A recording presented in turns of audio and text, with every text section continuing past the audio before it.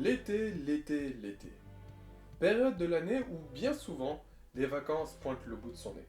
Et qui dit vacances dit temps libre. Alors oui, j'ai bien conscience que pas mal de personnes travaillent durant l'été. Dont moi. Mais justement, rien de mieux alors qu'un petit animé pour se détendre. Imaginez-vous, rentrer du travail, épuisé, rêver d'une chose, déconnecter son cerveau et se poser devant la télé, son PC ou même son smartphone. Ou alors, rentrer de la piscine après s'être bien dépensé et vouloir se poser pour regarder un bon petit animé. Ça marche aussi pour ceux qui travaillent à la piscine. Hey la famille, c'est Dragon Soul et aujourd'hui les gens, comme vous avez pu le voir avec cette introduction un peu longue et grâce au titre et à la miniature de cette vidéo, nous allons parler de 4 animés assez longs, parfaits pour cet été. Mais avant de commencer, n'hésitez pas à lâcher le petit pouce bleu à la vidéo si ce n'est pas déjà fait et je vous dis, c'est parti. Commençons sans plus tarder avec le premier, j'ai nommé Naruto. Top! C'est l'histoire d'un ninja furie en orange fluorescent qui fera tout pour être le meilleur. Animé comptant 720 épisodes, avec Naruto Shippuden, il est parfait pour cet été. En deuxième, One Piece. C'est l'histoire d'une pièce qui a pour objectif de rassembler un équipage de pièces et être le meilleur de tous les trésors. Il y a actuellement 980 épisodes. Oui, c'est long. En troisième, c'est l'histoire d'un dragon et des boules. Je suis une licence surreprésentée partout dans le monde. Je suis également un animé comportant 575 épisodes, en rassemblant le Z et le Super. Je suis... Dragon Ball. Oui, Dragon Ball, bien joué. Et pour finir, animé mettant en scène un enfant partant à l'aventure, adoré des animaux, n'ayant jamais connu son père, il ferait tout pour être le meilleur. Dresseur. Non. Hunter. Je parle bien de Hunter x Hunter. Merci à tous d'avoir suivi ce jeu et je vous dis à bientôt pour un nouveau Qui veut gagner son animé. Non, je rigole, ne partez pas. Soyons plus sérieux et reprenons depuis le début. Débutons véritablement cette vidéo avec mon animé de cœur, j'ai nommé Katekyo Hitman Reborn. Animé comportant 203 épisodes, vous pourrez le retrouver sur ADN. Datant de 2006, il met en scène un protagoniste du nom de Tsunayoshi Sawada, qui est un jeune collégien de 14 ans. Résultat scolaire, proche des abysses, aucune fille ne s'intéresse à lui, un véritable aimant à problème, à tel point que tous les autres le surnomment Tsunaz. Mais vous verrez que son malheur fut de courte durée, car il rencontrera non pas un ange, mais un véritable petit démon du nom de Reborn. Envoyé par la célèbre famille mafieuse, la Familia Vangola, il aura pour objectif d'être le professeur particulier de Tsuna, afin de l'entraîner à être le futur parrain de la famille. Alors oui, cet animé est génial. Tout simplement parce qu'on voit l'ascension d'un personnage qui visiblement n'a rien à voir avec la mafia italienne. Enfin si, c'est l'arrière petit-fils du premier parrain de la famille Vangola. Donc tout à fait légitime de succéder au 9e du nom. Oui oui. L'anime touche pour genre shonen, comédie, action, mais pour ma part, l'action n'arrivera qu'après plusieurs épisodes. Va falloir garder votre mal en patience. Car en effet, les premiers épisodes possèdent un schéma très comique, répétitif. Assez saoulant à force.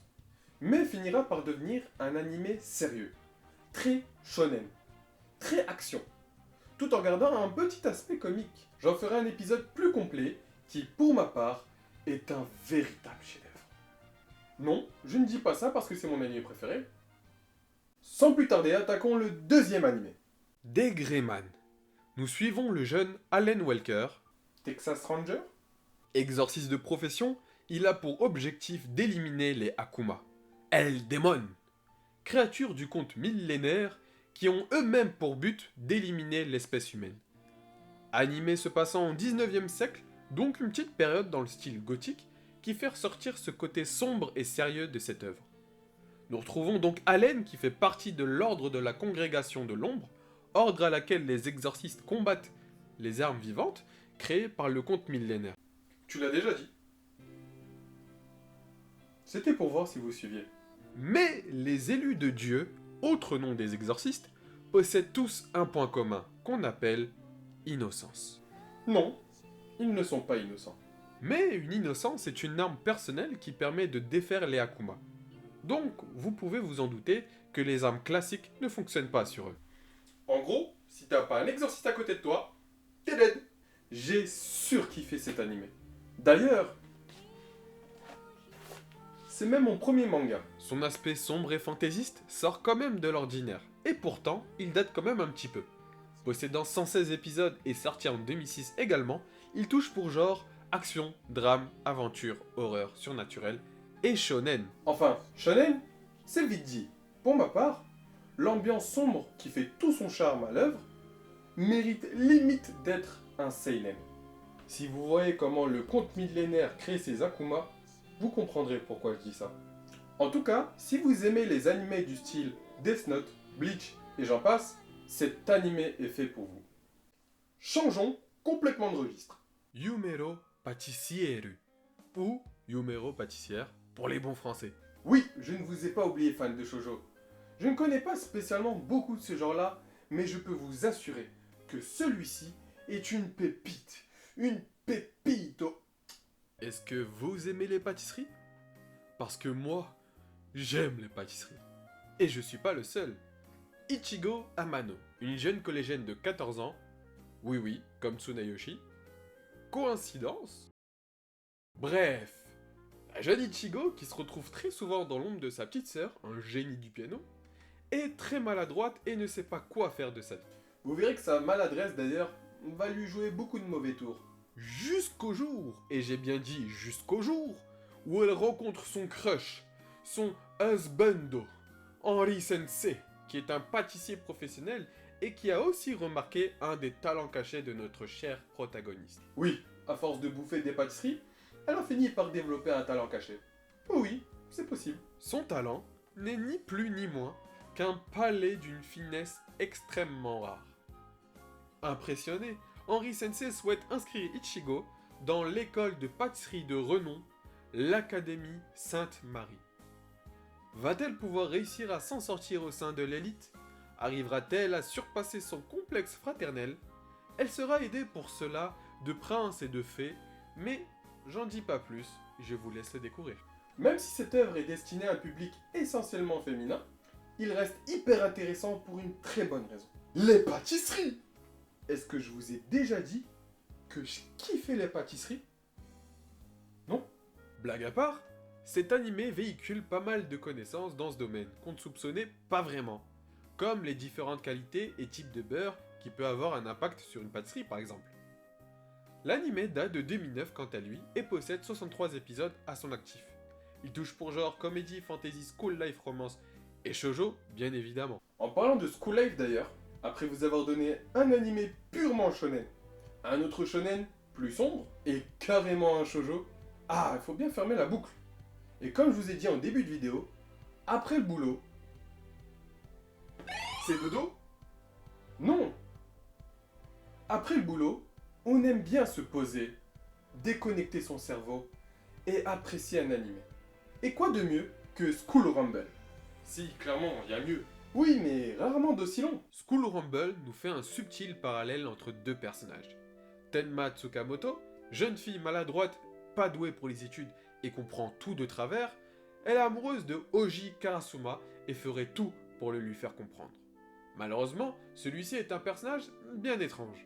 On a l'impression qu'il vit dans son propre monde à tel point qu'il ne voit pas les différentes avances de Tenma.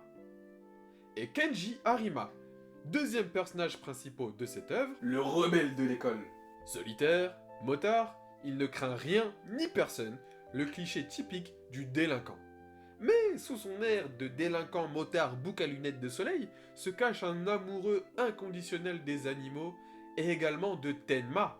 Oui, la même qui est amoureuse de Karasuma. C'est parti pour le triangle amoureux, faites vos jeux, hashtag Team Tenma, hashtag Team Kenji. Qui va gagner? Rendez-vous dans les commentaires. Mais au-delà de son avenir sentimental, il rêve secrètement de devenir mangaka. Ouais, ça c'est mon gars, ça. Comme je vous l'ai dit plus tôt, nous suivons l'aventure de Tenma et de Kenji en parallèle. Va-t-elle réussir à sortir avec son amoureux de toujours? Va-t-il réussir à contrebalancer la donne? Vous le verrez en regardant School Rumble. L'anime est clairement parfait pour se détendre avec une grosse présence de comédie, de la romance, du slice of life et du school life. Datant d'automne 2004 et possédant 52 épisodes pour 2 saisons, cet animé est fait pour vous. En tout cas, les 4 animés que je vous ai présentés datent tous des années 2000. Et donc ont tous un style graphique un peu vieux. La plupart ne sont même pas licenciés. Mais au-delà de ça, vous passerez un super bon moment. Parfait pour finir ces vacances d'été. Cette vidéo est maintenant terminée les amis. Si vous avez kiffé la vidéo, n'hésitez pas à lâcher le pouce bleu, ça me ferait extrêmement plaisir. Comme d'habitude, mes réseaux sociaux sont en description. Et je vous dis à bientôt pour une nouvelle vidéo. Tchuss!